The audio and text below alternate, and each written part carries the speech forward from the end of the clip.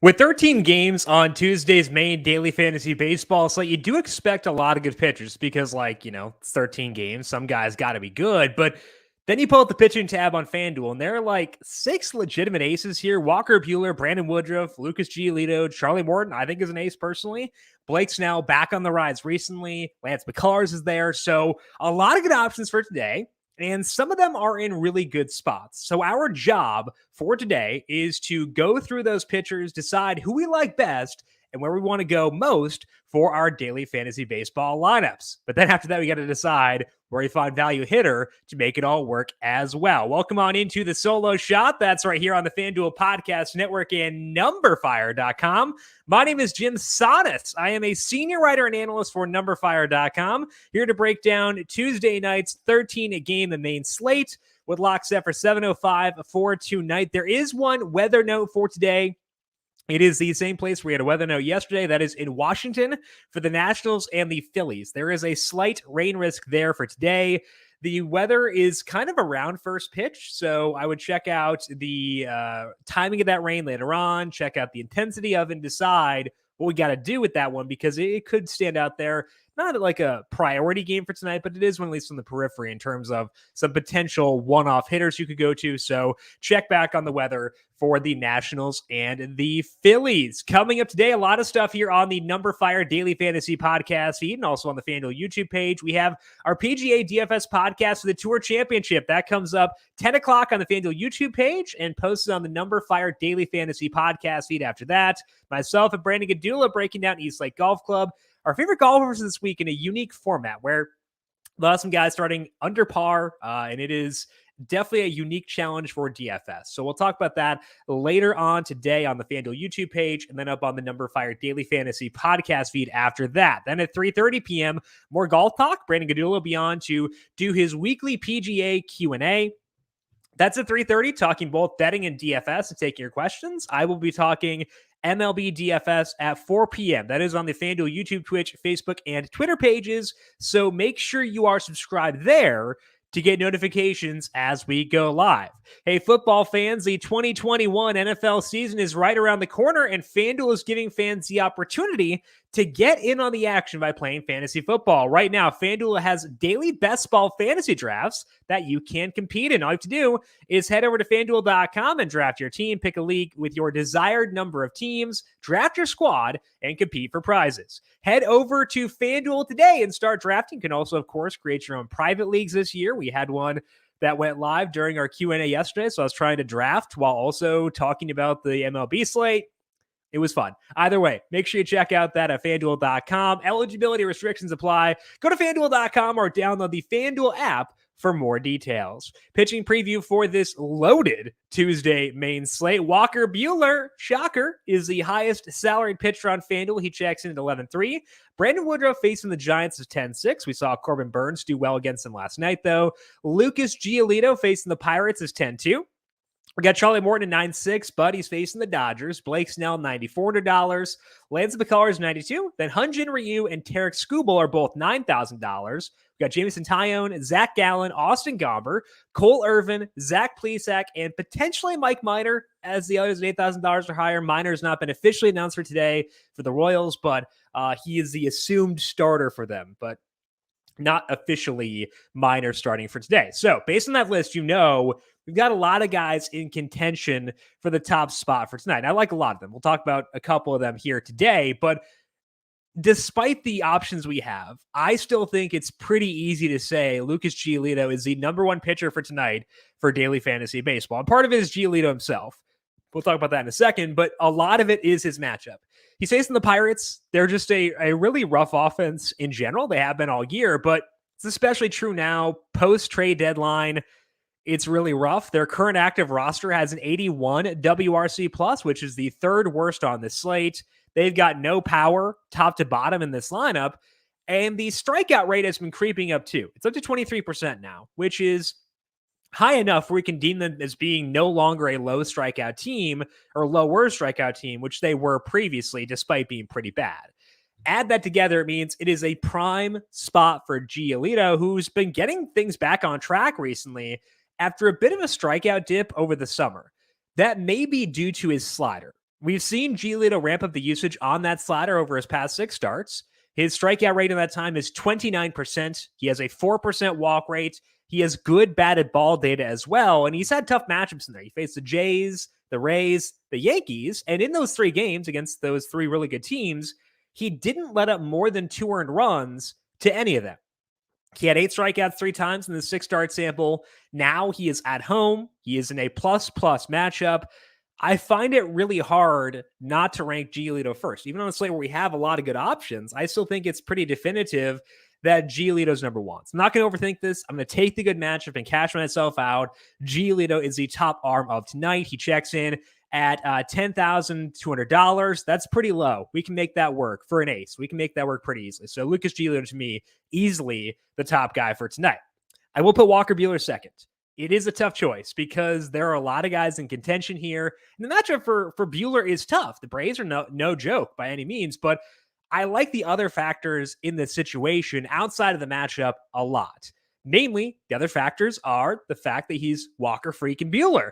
We've talked about his cutter a lot this year as a pitch. It's a very good pitch, and he didn't use it initially, went back to it in his 3rd start, let up a lot of hard contact, scaled back on the usage, but he's gone back to it now. Once the sticky stuff discussion began, Buehler decided to lean fully into that cutter, and we got 14 starts since that happened. And the strikeout rate for Buehler is 29% in that time.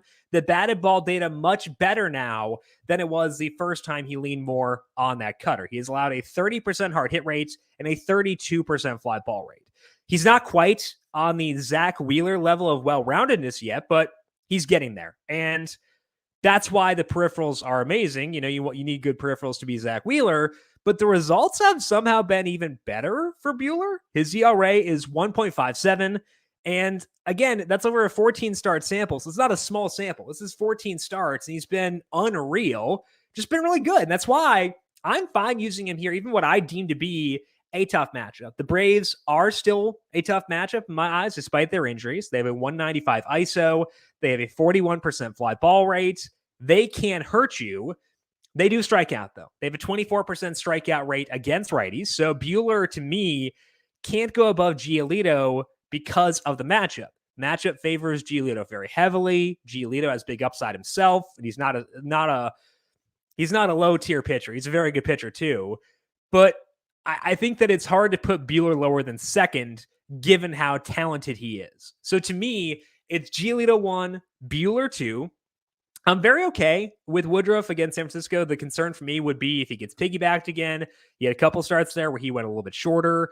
I could get there. I could get to Blake Snell against Arizona. Could get to Lance McCullers against Seattle. All those guys are in play. But to me, I feel pretty okay putting Giolito 1, Walker, Buehler 2. Now, because all the names we talked about, you know, not just Giolito and Buehler, but also Snell, also McCullers, also Woodruff.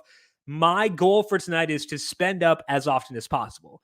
So that's my mindset here. The value options are pretty thin. The one value guy I truly don't mind is Zach Gallen. Gallen is facing the Padres. They are still a low strikeout team, which is a bummer for pitching, but they're also in a rut, which gives us a window to use them here. Gallen is still going deep in games. He went 103 pitches last time out. He went 109 5 starts ago, which is good to see given that Arizona has no real reason to push. We've seen the Rockies scale back some of their guys. The Diamondbacks have not done that with Gallen yet. He's pitching really well. He's been leaning more and more on his fastball over his past 7 starts, and he has a 28% strikeout rate in that time. His skill interactive ERA is 3.84. That's up there with the higher salary guys, that skill interactive ERA and that strikeout rate. Gallen has definitely had some good matchups in that time, and the ERA is not good at 4.89. And part of that's because the Padres, this same team he's facing tonight, hit 3 home runs off him 2 weeks ago. But Gallen has a path to upside, which is not common among the value guys for tonight. If you want to use a value pitcher, they have to have juice. They need to have the ability to have a massive strikeout game. And Gallen, to me, is the one value guy who does have that. I think he does enough to be worth consideration here. Gallen is very much a rotational play versus a core staple for me. because it is a night to focus on the studs, specifically Giolito and Buehler at the top, but also filtering through, like if you want to spend up at hitter, I think that you could go to McCullers and Snell. Both those guys could work there because Snell's 94, McCullers 92. I'd probably rank them above Gallen, but Gallen at least worth considering if you are insistent on spending down. Gallen would be the top guy I would turn to there. With that in mind, let's talk about stacks. And with the stacks, we're going to try to find teams that have value players. They may not be quote unquote value stacks, but they have value guys we can use in order to get to Giolito and maybe get some of the studs on their team. And the team that fits that to perfection, the kind of template here, to me, is the Jays. I was on them last night. They didn't do a whole lot outside of Vladimir Guerrero Jr., but I think they do make a lot of sense here once again tonight. They're facing Keegan Aiken, which means they're facing a lefty. I'd prefer the Jays against a lefty versus a righty. Given how righty-heavy their lineup is, I will take that for sure. Aiken is still struggling. The velocity has been up for him over his past 9 starts, which is always a good thing for sure. But in those 9 starts, the numbers are still lagging. He has a 18% strikeout rate, 5.10 skill interactive ERA. His fly ball rate is 40%. That is even with a couple of those outings coming out of the bullpen where your numbers should in theory get better because you're going in a shorter burst. Didn't really happen for Aiken. The results have been pretty bad too. 7.44 ERA.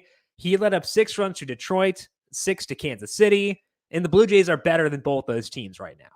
This is not a good spot for Aiken to be in. I think it would be wise to stack the Jays against him here. And again, they give us the advantage of having a lot of value guys on this team. We got Alejandro Kirk. We can talk about him one more time.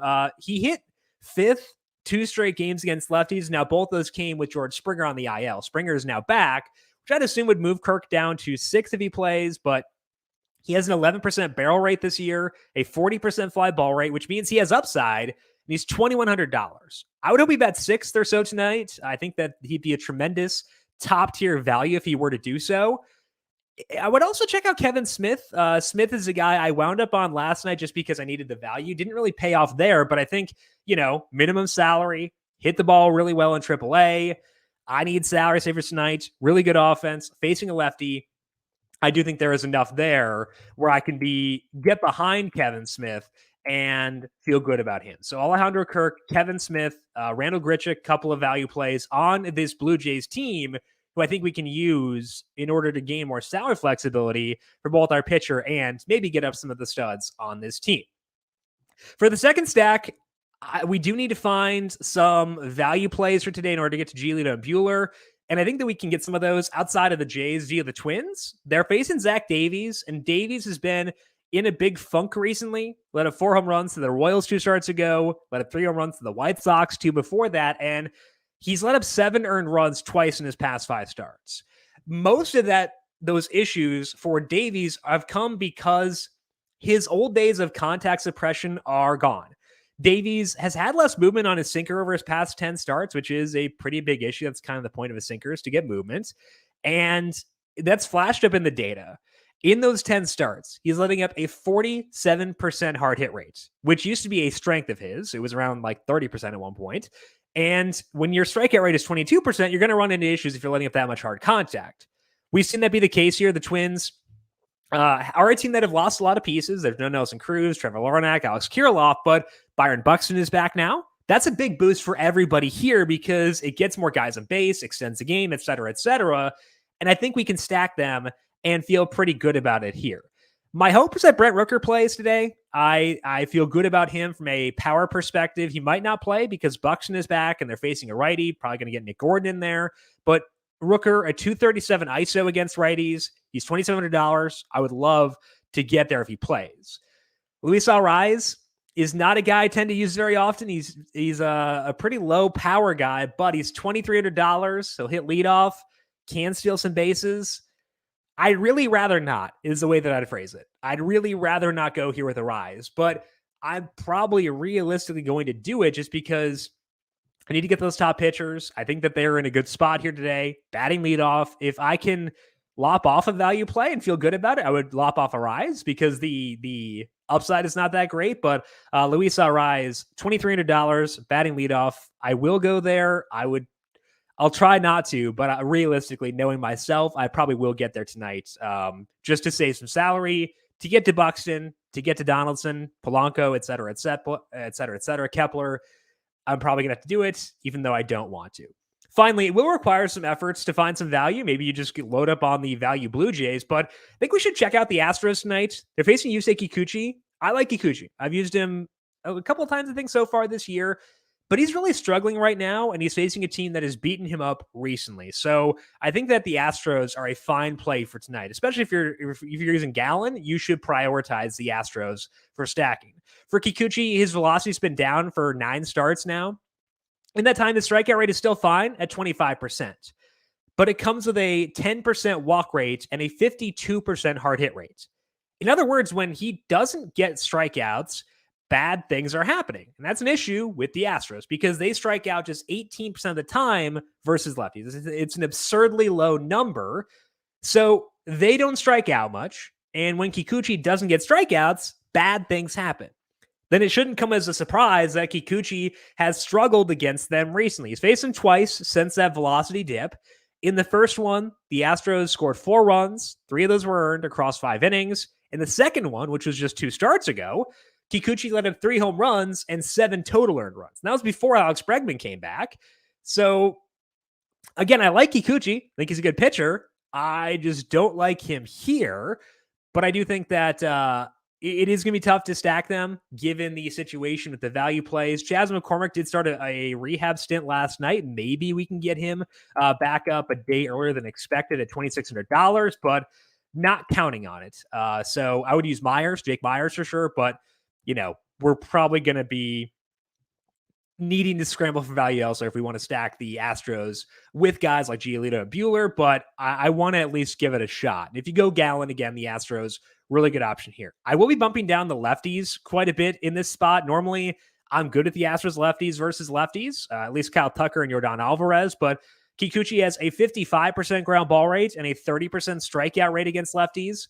Alvarez did homer off Kikuchi last time, but I'm still fine bumping them down with how good Kikuchi has been against lefties. So the Astros, good to me, but I would bump up the righties and try to have limited exposure to the lefties. As far as things to watch for tonight, there are 2 other spots I really do like for stacking. Those are the Yankees and the White Sox. The Yankees are facing Jaime Barria. It was supposed to be Shohei Ohtani, but the hand injury from that hit by pitch didn't let him go. Barria has a 5.53 skill interactive ERA this year with a 13% strikeout rate. And I think the Yankees can do work against that. So the Yankees, definitely a good team to turn to. The White Sox are facing Bryce Wilson. It doesn't seem like the change of scenery has done a lot to fix him here. Still not getting strikeouts, still not getting ground balls. That makes the White Sox a standout option here. The problem with the Yankees and the White Sox, and the reason they were not in the top 3, is that I don't like them quite as much as the Astros, and neither team brings value among the guys we actually want to use. So that's why the Blue Jays and Twins were higher. They've got value plays I actually do like. Astros are higher because I like them more. But if you do have some salary to burn, I do think both the Yankees and White Sox are in good spots for tonight. There are a couple other situations here we don't know who will start yet. One of those is the Red Sox. They're facing the Rays. The Red Sox have a bunch of COVID positives right now, so their bullpen is pretty thinned out. They've lost some good dudes back there. So keep an eye on the Red Sox starter, see what they announce. The Rays could be a good stack for today. The Giants could potentially go Johnny Cueto or go with a bullpen game. Cueto got scratched last night because he wasn't feeling well. He went on the COVID IL, but has not tested positive. I think he did it as a precaution. If he's feeling well enough, it sounds like he could start tonight. If he doesn't go, it'd likely be a bullpen game. So I wouldn't be jumping to stack the Brewers there just because the park is so underwhelming, but keep an eye on the situation for both the Red Sox and the Giants in terms of who they may start for today. Let's finish up here with the home run calls for tonight. The boring one is that guy, George Springer, who came off the IL last night. He had 2 hard hit balls in his first game back. Great matchup with Keegan Aiken. I know this is the boring selection, but I feel like Vladimir Guerrero Jr. might actually be too boring for the boring selection. So we'll go with George Springer there instead. I consider Teoscar Hernandez. He's in a big slump, but still hitting the ball really hard. So I would not write off Teoscar, but if I had to choose one, I would go George Springer here.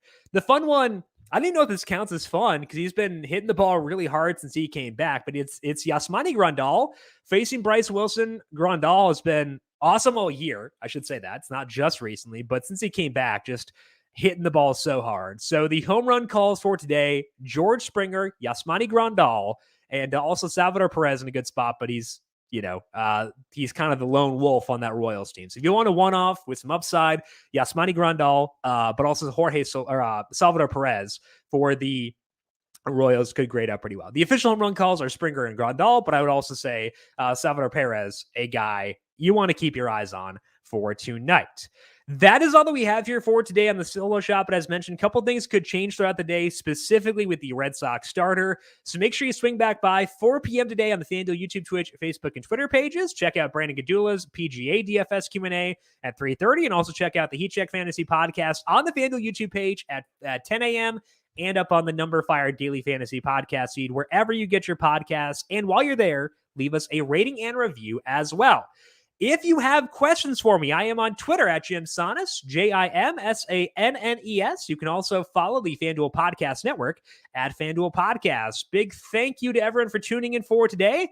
Good luck to you tonight. We'll talk to you once again on Wednesday for the next main slate. This has been the Solo Shot right here on the FanDuel Podcast Network.